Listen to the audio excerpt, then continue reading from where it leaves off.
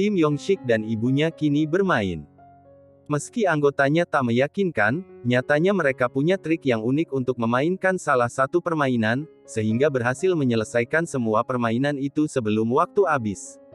Semua orang bersorak gembira melihat keberhasilan tim Yongshik. Kelompok-kelompok selanjutnya pun bermain semangat karena keberhasilan tim Yongshik tadi. Ada yang meniru cara tim Yongshik namun kesulitan, sehingga di permainan kedua ini banyak yang gagal dan tewas. Kini tersisa dua kelompok yang belum bermain, termasuk kelompok Gi-hun. Di permainan Dakji, Junhee dengan mudah melakukannya, begitu juga di permainan lempar batu di mana Jong-bae melakukannya dengan sekali coba. Dae-ho dengan mudah menyelesaikan permainan Gong-gi meski sempat gugup. Di permainan gasing, entah sengaja atau tidak, Yong-il nampak kesulitan memutar gasingnya, namun untungnya setelah beberapa kali percobaan ia berhasil. Di permainan juggling, Gi-hun bisa melakukannya dengan baik sehingga kelompok mereka berhasil lolos. Di ruangan pemain, si transgender menceritakan pada anggotanya mengenai dirinya. Rupanya ia saat ini masih dalam proses mengoperasi adik kecilnya untuk menjadi wanita pada umumnya. Saat kelompok Gi-hun masuk, banyak orang yang melihatnya dengan sinis, mungkin banyak yang menginginkan mereka gagal agar hadiahnya semakin besar. Saat Noel kembali ke kamarnya, ia disergap dua orang penjaga. Meski Noel sempat melawan, ia tak bisa mengatasi dua orang pria yang lebih kuat. Rupanya mereka memperingati Noel agar tak bertindak seenaknya seperti di permainan pertama tadi yang menghabisi pemain. Para petugas bertopeng masuk ke ruangan pemain dan mengumumkan nilai hadiah saat ini.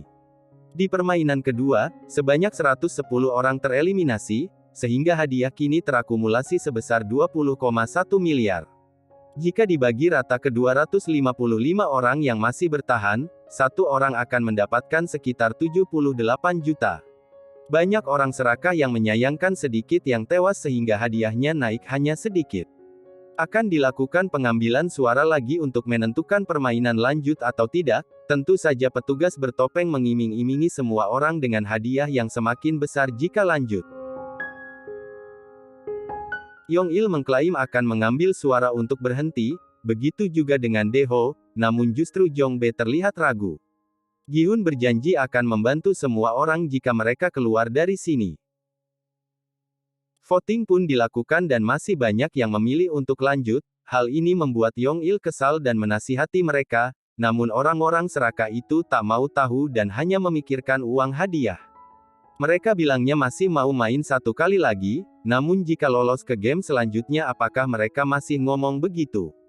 Dan benar, hasil akhirnya adalah suara terbanyak memilih untuk lanjut ke game ketiga. Tak hanya uang, beberapa alasan memilih untuk lanjut bagi sebagian pemain adalah salah satunya lebih baik di tempat ini daripada di luar, itulah yang Semi rasakan. Ibu Yongshik begitu kesal pada putranya yang memilih untuk lanjut, meski alasannya adalah punya utang lain yang sangat banyak. Jong-bae begitu malu pada anggota tim karena memilih untuk lanjut, namun tak ada yang terlalu menyalahkannya karena selisih suara begitu banyak. Jong-bae optimis mereka akan berhasil melewati game selanjutnya, namun Gi-hun menilai belum tentu, karena bisa saja di game ketiga nanti semua pemain harus saling bunuh. Hyun-ju rupanya juga memilih untuk lanjut. Ia bercerita sejak ingin menjadi wanita, banyak orang mengejek dan menjauhinya termasuk ayahnya, bahkan ia dipecat dari pekerjaan. Ia tak punya penghasilan namun butuh uang untuk operasi, dan itulah yang membuatnya memilih untuk lanjut. Ia juga ingin pergi ke Thailand setelah ini, karena di sana transgender dianggap biasa. Choi Subong mengganggu Myung-gi lagi dan menuntut ganti rugi, namun Myung-gi gak takut bahkan memprovokasinya. Choi Subong tersulut emosinya dan berniat menghajar Myung-gi, namun gak jadi karena Yong-il tiba-tiba datang, karena ia takut dihajar lagi oleh pria itu. Saat waktunya tidur, Gi-hun membuat persiapan dan mengatakan bisa saja akan ada yang menyerang mereka. Karena setiap orang yang tewas, hadiah akan semakin naik. Gi-hun menceritakan itulah yang terjadi di permainan sebelumnya, di mana orang-orang saling bunuh di malam hari di luar permainan karena dibutakan oleh uang. Karena itu Gi-hun meminta yang lain berjaga bergantian. Setelah lampu dimatikan, Junhee ke toilet ditemani oleh Hyunju dan Ibu Yongshik. Junhee menceritakan dirinya tak punya orang tua. Sementara itu, Gi-hun dan Jong-bae sedang berjaga sambil bernostalgia tentang masa lalu mereka. Jong-bae sengaja membuat Gi-hun kesal agar sahabatnya itu melupakan sejenak tekanan di permainan ini, karena bagaimanapun Gi-hun seolah memikul beban yang berat. Keesokan harinya, Junho dan rekan-rekannya kembali melaut untuk mencari pulau tempat game itu berlangsung. Mereka membaginya dalam 2 tim untuk mempercepat pencarian. Semua pemain dibangunkan untuk game ketiga. Subong terlihat teler karena sempat minum obat yang diam-diam ia sembunyikan.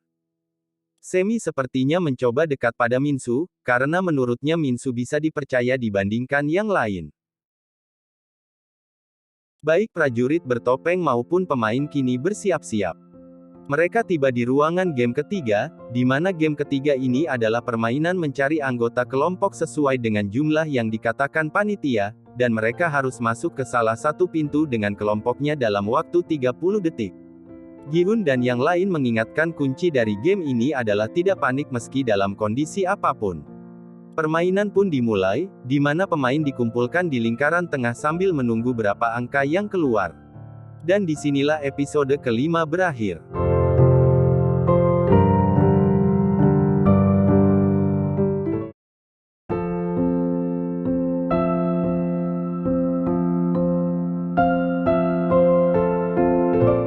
Angka pertama adalah 10, sehingga kini semua orang mencari 10 orang untuk masuk ke pintu dan bertahan. Gi-hun dan yang lain bisa mendapatkan 10 orang sehingga selamat, dan yang tak mendapatkan anggota langsung dibunuh saat itu juga. Selanjutnya adalah 4. Yong-il sengaja mengalah dan pergi mencari orang untuk dijadikan kelompok. Ada yang curang memasuki pintu hanya dengan 3 orang, sehingga ketiganya langsung dieksekusi saat itu juga. Gi-hun dan yang lain begitu lega karena Yong-il selamat. Selanjutnya yang muncul adalah angka 3. Minsu yang masuk kelompok Subong terpaksa meninggalkan Semi sendirian.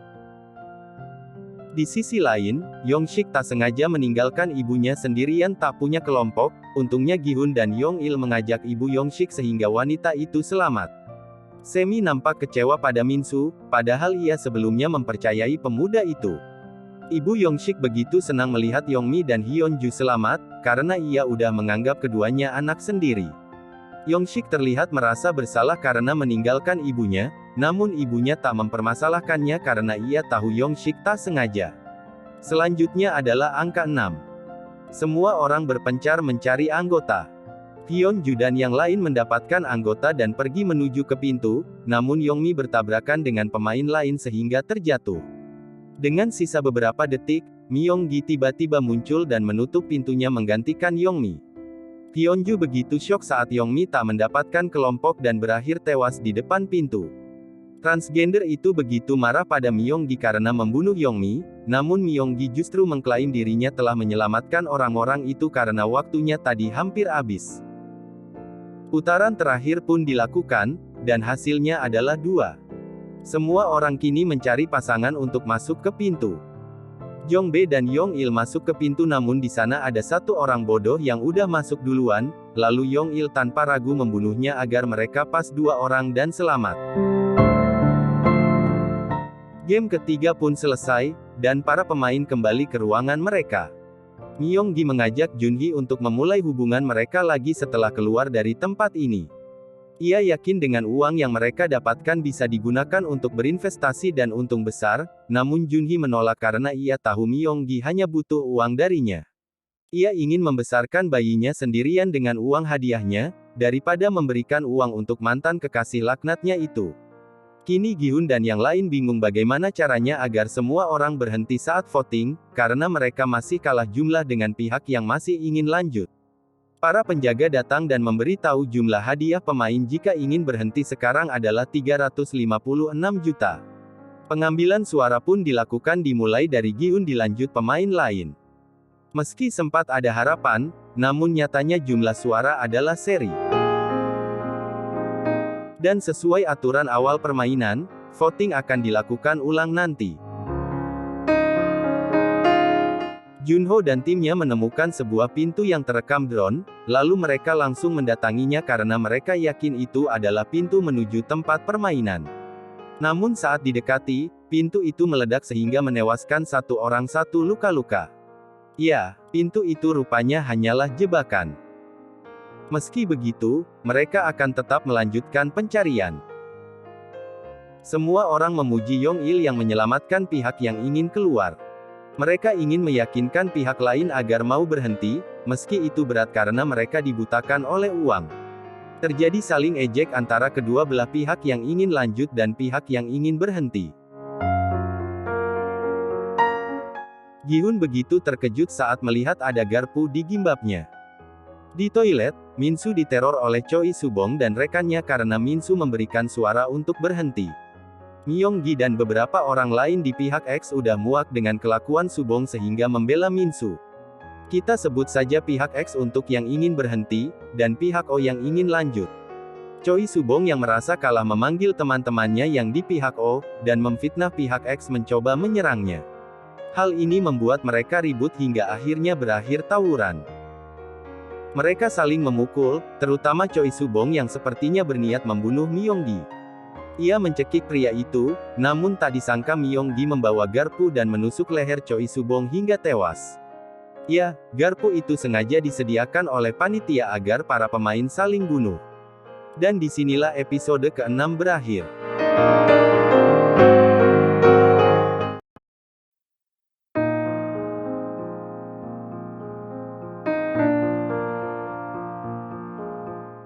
Myung-gi begitu ketakutan setelah menusuk Choi Subong hingga tewas, namun orang-orang tak berhenti dan lanjut adu pukul bahkan saling membunuh. Para penjaga hanya diam saat para pemain saling membunuh di toilet. Semua pemain di ruangan heran mendengar ada pemain yang mati dan jumlah hadiah bertambah. Kemudian pihak O datang dan memfitnah bahwa pihak X mencoba membunuh pihak O, namun pihak X tak terima dituduh seperti itu. Malam hari di kapal, suasana saat itu sedang hujan. Ada satu anggota pencarian yang sedang mabuk dan melihat kapten kapal sedang melakukan sesuatu. Tak disangka, kapten kapal membunuh anggota pencarian itu dan membuang mayatnya ke laut. Ya, rupanya kapten kapal itu adalah mata-mata yang bekerja untuk penyelenggara permainan, dan misinya adalah menghalangi orang-orang yang mencari pulau. Para pemain sedang menghitung berapa banyak anggota mereka. Pihak X kehilangan 2 anggota yang tewas, sedangkan pihak O kehilangan 3 orang. Pihak X senang karena kini mereka menang jumlah. Lampu akan dimatikan beberapa menit lagi, dan pihak X yakin pihak O merencanakan sesuatu. Gi-hun yakin pihak O akan menyerang mereka nanti setelah lampu dimatikan. Yong-il ingin menyerang mereka lebih dulu daripada menunggu untuk diserang, begitu juga dengan yang lain setuju dengan ide itu. Gi-hun tak setuju dan lagi-lagi Gi-hun maupun Yong-il berdebat akan hal itu. Gi-hun menilai yang perlu dilawan itu bukanlah sesama pemain, namun yang membuat permainan ini. Gi-hun memberitahu orang yang terlibat dalam permainan ini ada di atas tempat untuk mengontrol permainan. Gi-hun ingin menangkap orang berjubah hitam alias pemimpin permainan ini. Yong-il menilai itu susah karena penjaga membawa senjata, namun Gi-hun berencana mengambil senjata itu dari penjaga. Gi-hun mencoba meyakinkan semua orang dan merencanakan strategi agar para penjaga tak menyangka dengan tindakan mereka, karena bagaimanapun ini adalah kesempatan terakhir. Lampu akhirnya dimatikan. Dan benar, pihak O menyerang pihak X. Rupanya strategi Gi-hun adalah membiarkan perkelahian itu dan menunggu waktu yang tepat, karena ia yakin pasukan bertopeng akan datang untuk menghentikan perkelahian itu. Saat penjaga bertopeng mengecek para pemain, Gi-hun meminta yang lain untuk mengambil senjata para penjaga lalu membunuhnya. Setelah mendapatkan senjata, Gi-hun dan yang lain menembaki para penjaga sehingga para penjaga mundur menyisakan 1 orang. Dari ruang kontrol, ketua begitu marah dan meminta semua prajurit dikumpulkan. Gi-hun mengumpulkan senjata dan mengajak semua orang yang tersisa untuk pergi ke markas dan menangkap penyelenggara permainan sekaligus mengakhiri permainan. Hanya ada beberapa yang mau selain kelompok Gi-hun sebelumnya, namun itu udah cukup. Mereka membagi senjata dan amunisi. Gi-hun menggunakan penjaga yang hidup tadi sebagai sandera untuk menuntun mereka ke ruangan pimpinan. Mereka pun membuka pintu, dan langsung disambut para penjaga sehingga terjadi baku tembak. Mereka berhasil melumpuhkan beberapa penjaga, namun para penjaga dalam jumlah banyak akan segera datang. Dan benar, sandera mereka tewas ditembak, bahkan mereka ditembaki ratusan peluru. Gi-hun dan yang lain mencoba bersembunyi sambil sesekali menyerang balik. Saat penjaga disibukkan dengan tembakan, Gi-hun dan Jong-bae berhasil menyusup ke dalam. Baku tembak semakin memanas, di mana pihak Gi-hun ada yang tewas, begitu juga dengan pihak penjaga. Gi-hun dan Jong-bae sendiri juga dihadang petugas yang menembaki mereka. Mereka kesulitan karena kehabisan amunisi, lalu Gi-hun meminta seseorang untuk mengambil amunisi di ruangan peserta. Yong-il pun membagi tim di mana ia akan menyusul Gi-hun, lalu Dae-ho berinisiatif mengambil amunisi itu. Dae-ho sampai di ruangan peserta dan mengambil amunisi, namun ketika mendengar baku tembak, ia menjadi ketakutan dan gak jadi pergi. Hyun-ju dan yang lain kehabisan peluru dan menunggu Dae-ho yang gak kunjung datang. Hyun-ju lalu pergi untuk menyusul Dae-ho karena tak mungkin menunggu lama-lama. Gi-hun dan Yong-il sendiri membagi dua tim. Saat Yong-il bersama dua anggota, ia justru menembaki kedua rekannya itu, lalu Yong-il berpura-pura tertembak saat Gi-hun menghubunginya. Hyun-ju mengambil amunisi yang Dae-ho bawa, dan ia tak mempermasalahkan Dae-ho yang justru asyik bersembunyi kayak pengecut karena ia tak punya waktu. Saat hendak pergi, ibu Yong-sik menghalanginya karena tak ingin Hyun-ju mati. Rekan-rekan Gi-hun pun kehabisan peluru dan tewas dibunuh oleh penjaga. Gi-hun dan Jong-bae yang terpojok pun akhirnya menyerah dan ditodong senjata oleh penjaga. Orang bertopeng yang merupakan pemimpin permainan ini mendatangi Gi-hun. Ya, sepertinya Yong-il kini udah berganti kostum sesuai pengaturan awal. Sambil menodongkan pistol ke kepala Gi-hun, orang itu bertanya apakah Gi-hun senang bertingkah sok pahlawan. Ia menodongkan pistol ke arah Jong-bae untuk menunjukkan akibat dari sikap sok pahlawan Gi-hun, lalu tanpa ampun dia menembak Jong-bae hingga tewas. Gi-hun pun berteriak histeris dan hendak melawan, namun ia ditahan oleh petugas. Sang pemimpin itu tak menembak Gi-hun dan pergi dari sana, meninggalkan Gi-hun yang ditahan petugas. Dan disinilah drama Squid Game season kedua berakhir. Nantikan drama-drama selanjutnya hanya di channel kami. Lalu jangan lupa subscribe dan like agar channel kami semakin berkembang, sehingga kami semakin semangat dalam upload video-video selanjutnya. Oke.